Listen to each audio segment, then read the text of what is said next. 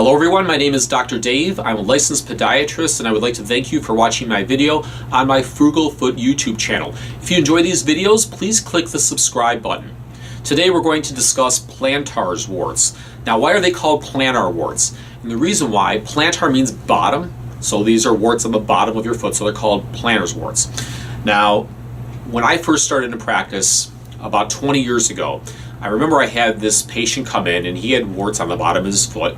And after the third visit, I was feeling pretty bad because every time he came in, he had to pay a copay, and I just felt like I just didn't feel ethical about that. I just didn't feel good about that. And he just had to keep paying over and over and over. It bothered me. So I referred him to another clinician.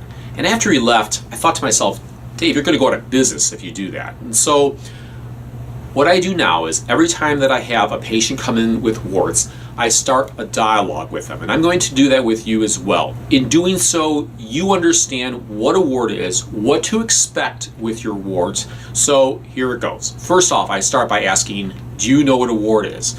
Now, most people do not know what warts are. They say they do, but when they are questioned further, they don't give me a good answer. So I give them the answer. A wart is a virus. Now, it's an infection, basically. There are many kinds of infections. There are fungal infections, there are bacterial infections, and there are viral infections. If you go to the doctor with a fungal infection, they give you an antifungal agent to kill the fungus. If you go to the doctor with a bacterial infection, they give you an antibiotic to kill the bacteria. But if you go to the doctor with a viral infection, well, there is no antiviral medication to kill the virus because the virus is not living. Viruses are, it's genetic coding, it's DNA or RNA. So you're not going to kill a virus. That is very, very important for you to understand it. So when you're trying to get rid of a plantar wart, the only way you're going to get rid of it, there's only one way.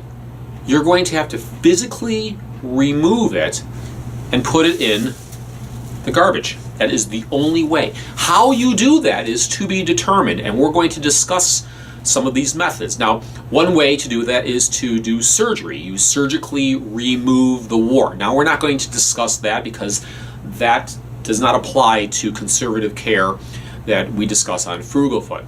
But to remove it, you have to remove the entire wart. If you don't remove the entire wart, well, it can come back. So all of the cells that have that virus in it have to be removed.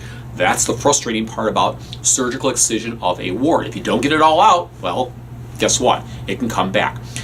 Another way to do it is to freeze it. That's called cryosurgery, and that's when the doctor comes in and he uses a cold application on the wart to kill the cells that have the wart in it. And I'm going to make a follow-up video to this one discussing the home application of freezing methods for warts. So that'll be the video to follow up on this one. But in this video, I'm going to discuss the last method, which is burning of the wart. Now, when we burn a wart, we're not taking a match and lighting a match and burning the skin. We're using acid. We're using acid to burn the skin cells that have the wart within them. Now, when you use acid, there's many different kinds of acids, but the ones that you're going to be able to get your hands on over the counter fall in the salicylic acid category. Now, salicylic acid, it's technically a solid. And I remember when growing up, the most common salicylic acid compound that I found over the counter was compound W. And compound W, it came in a little brown, I think it was a brown container, and it had a little brush and you would paint it on the wart. I don't remember the exact concentration to that, but compound W today still makes some of those liquid applications, and they're 17% salicylic acid, but it's liquid. Now, this is not unlike going on a cruise. When you get on the cruise ship, they hand you a drink. You pay a lot of money for this drink, and when you drink it, well, you don't really get the effect of the alcohol because it's been watered down, right? So you have to have another drink. So when you're buying salicylic acid and it normally is a solid and you're getting it in the liquid form, well, it's kind of watered down. And so you can get that. There's nothing wrong with using that, but I want to be a little bit more effective. And so what I like using are the salicylic acid compounds that are really more in the physical or solid state. So here is one that you can try, made by Compound W. I don't want to discredit them. They do make the ones that have 40% strength salicylic acid, and this is one of them. It's Compound W maximum strength, one step invisible strips, and it's basically they give you a packaging here of 14 medicated strip pads, and it's kind of like putting a band-aid over the wart, except like the salicylic acid is located in the center of that band-aid. And when you use this stuff, you make sure you follow the directions on the back of it. So this is one. I will show you one though that I use in my practice quite a lot. It's made by a company called Curad, and it's called Mediplast.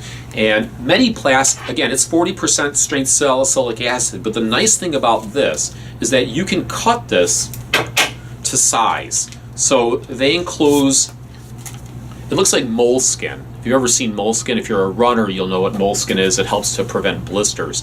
But basically, it's this skin-colored felt pad, and on the back, it's sticky. So you can peel the back of this off. I'll do a little bit of this for you here. If I can get my fingernails underneath it. There we go. And here, okay. So I peel it back. There we go. So it's got this glue, and in the glue is where the salicylic acid is. And so what you do is you measure your wart, and then you cut a square or a circle. It's easier to cut a square, I find. So you cut the appropriate size square to cover the wart. Okay, and then you peel the back of it and you stick it right on the wart, and you leave this on there for a day or two, and I usually use it until I take a shower. But I think if you again follow the directions on this, it says replace after 48 hours. So usually a day or two, you take a shower, you're going to get it wet, you just pull the thing off, and after you dry off, you put a new one on. One other thing, very important. When there's two reasons why it's important to go to the doctor for these things. And number one is, the doctor can differentiate between a wart and skin cancer. Now, skin cancer on the foot isn't very common, but it can happen. So you want to make certain that you know the difference between, you're given the difference between a wart and a skin cancer. That's number one.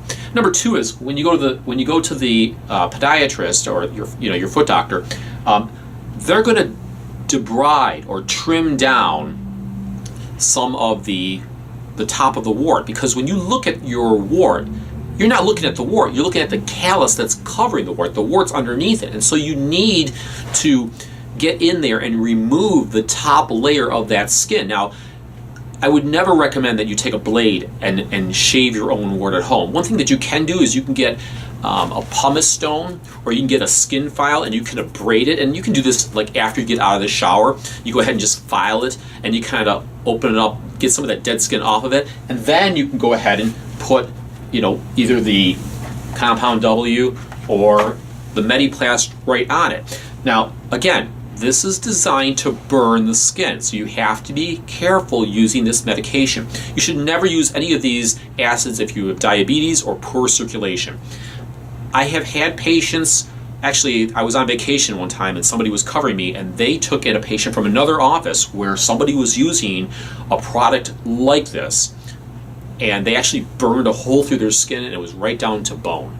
So you have to be careful. You got to be careful with this stuff. So if the skin starts to turn white and become macerated, I would discontinue using it until it heals up, reevaluate the wart again, and then if you need to start using it again, do so. If you have any questions about that, you really need to go see your doctor and have them take a look at it, okay? But these are both topical products that I use, especially the Mediplast. This stuff is, quite inexpensive. And I mean, if you're using a square this size every 2 days, I mean, that's like a week right there. This is like 2 months for just, one package. So you try it. If it isn't working, you know what? You probably got to go see your doctor if you haven't done so already. So, all right, so that's acid treatment for burning warts or plantar warts. So if you learned something from this video, please do give it a thumbs up. Check out the follow-up video that will be coming up shortly on cryosurgical applications that you can do at home for plantar warts. If you enjoyed the video, please give it a thumbs up. And again, don't forget to subscribe. I'm Dr. Dave. I'll see you in the next video.